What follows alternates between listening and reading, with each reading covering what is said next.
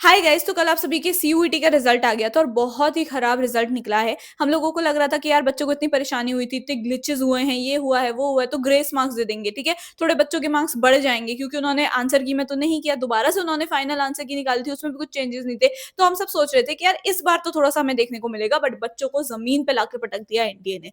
एक बच्चे का मैं स्क्रीनशॉट दिखा रही हूँ, उसके 100 मार्क्स तक नीचे हो गए भाई।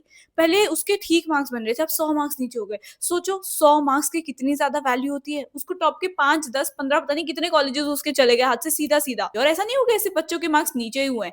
मिक्स्ड ओपिनियंस है। 70% बच्चों के मार्क्स नीचे हुए हैं तो 30% बच्चों के मार्क्स बढ़े भी हैं। ठीक है, मैंने देखा है कि बच्चे मुझे मैसेज करे, दीदी 40 मार्क्स, 70 मार्क्स, 60 मार्क्स हमारे बढ़ भी गए हैं। तो I am happy for them. But जिनके इतने ज्यादा नीचे हो गए, मतलब 70%, 50-50 होता तो मैं खुश होती। 70% नीचे हो गए हैं और 30% हुए हैं केवल ऊपर, तो ये प्रॉब्लम बहुत ज्यादा है। ठीक है, बट तुम लोग घबराओ मत, क्योंकि ये देखो, ये है टॉप 20 स्टूडेंट्स की लिस्ट। ठीक है, यहाँ पे तुम देख सकते हो कि बच्चों के 1250 में से किसी के फुल मार्क्स नहीं आए हुए।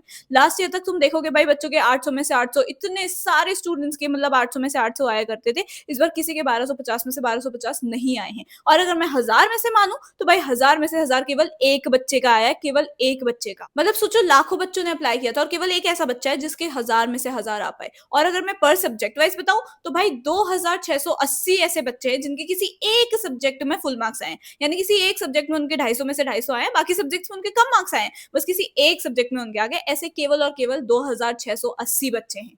और अगर मैं लास्ट ईयर का तुम्हें बताऊं तो मैं एक सब्जेक्ट लूं, अगर बीएसटी, उसी में 8000 बच्चों के आ गए थे भाई फुल मार्क्स। एक सब्जेक्ट बीएसटी में। यहाँ पे तुम्हें सारे सब्जेक्ट्स के मिला के मैं बता रही हूँ कि केवल एक उसमें तुम्हारे मार्क्स आ पाए हैं। और लास्ट ईयर भाई 8000 बच्चों के केवल बीएसटी में ही फुल मार्क्स आ गए। ऐसे कितने हजारों बच्चों के अकाउंट्स में आए थे और कितने सारों के और सब्जेक्ट्स में आए थे। और इस साल सारे सब्जेक्ट्स को अगर हम लेके चले, तब भी केवल 2680 ऐसे बच्चे जिनके किसी एक सब्जेक्ट में फुल मार्क्स आ पाए, बाकियों में कम आए हैं। तो सोचो कितना ज्यादा कंपटीशन हो गया इस साल और कितना ज्यादा कट ऑफ नीचे जाने वाली है। एनटीए की गलतियां हो गई, उन्होंने जो ये फालतू के निकाले कि भाई 50-50 मैंडेटरी है। इतने सालों से जब वो ऐसा करते आ रहे थे कि 50 में से 40 करने, इस साल क्या जरूरत थी 50 में से 50 करने की? I have no idea about that. And उसकी वजह से नीचे आ गई है कट ऑफ। ठीक है, तो अगर तुम्हारे मार्क्स कम भी आए हैं, तुम टेंशन मत लेके चलो, क्योंकि हो सकता है भाई फर्स्ट राउंड नहीं तो सेकंड राउंड, थर्ड राउंड, इनमें तुम्हें एडमिशन मिलेगा ही मिलेगा। ठीक है, तुम्हें एकदम डिसहार्टेड नहीं होना है। बट हाँ, जिन बच्चों को साफ साफ दिख रहा है कि उनके मार्क्स एक्सट्रीमली कम है,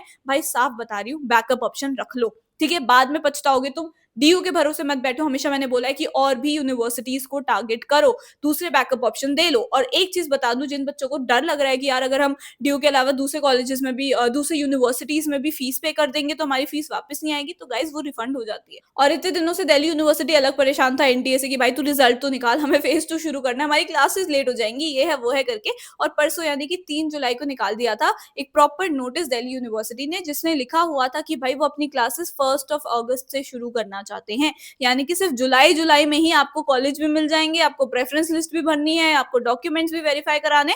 तो बहुत क्विक होने वाली है सारी चीजें। ठीक है, तो बहुत क्विक होंगी, यानी कि गलतियां भी होंगी तुम लोगों से। ठीक है, अभी जैसे तैसे अब नॉर्मलाइजेशन स्कोर आ गया, वो तुम्हारे हाथ में नहीं था, बट जो आगे के स्टेप्स है वो तुम्हारे हाथ में है। ठीक है, इसलिए मैं बोल रही हूँ सब्सक्राइब करो चैनल को, एक एक स्टेप में तुम्हें हेल्प करने वाली हूँ। कल रात मैंने जो वर्कशॉप ली थी भाई, हम लोग 12 बजे तक रात के बैठे हुए हैं ताकि तुम सभी लोगों के प्रॉब्लम सॉल्व हो जाए। ठीक है, तो इसीलिए भाई मैं बच्चों के साथ बैठी हुई थी कि भाई तुझे जो भी प्रॉब्लम है मुझे बता दे। ऐसे हम 12 बजे तक लगे हुए थे। ठीक है, तो तुम्हें कोई टेंशन लेने की जरूरत नहीं, मैं तुम्हारे साथ हूँ। तुम बस सब्सक्राइब करके रखो चैनल को और लाइक करो इस वीडियो को। ठीक है, लाइक करो, साथ साथ बच्चों तक ये पहुंचाओ कि हाँ भाई, तुम लोगों का अब फेज 2 भी जल्दी शुरू होने वाला है, क्योंकि नेक्स्ट वीक में लिखा हुआ था उसमें। यानी कि इस मंडे से आप सभी एक्सपेक्ट कर सकते हो तुम्हारा फेज 2 किसी भी दिन शुरू हो सकता है, मंडे को भी शुरू हो सकता है इनफैक्ट। ठीक है, तो फिर फेज 2 में उन्होंने ये भी चीज बोल रखी है, जो कि पिछले सालों में ऐसा होता था कि भाई प्रेफरेंस फिलिंग के लिए 20 दिन मिल रहे हैं, 15 दिन मिल रहे हैं बच्चों को आराम से। और इस साल उन्होंने बोल दिया कि अब बिकॉज इतना डिले हो चुका है, वो 1 हफ्ते में भी वाइंड अप कर सकते हैं। तो इसलिए उन्होंने साफ साफ बोला, जिन बच्चों ने फेज 1 नहीं भरा है भर लो,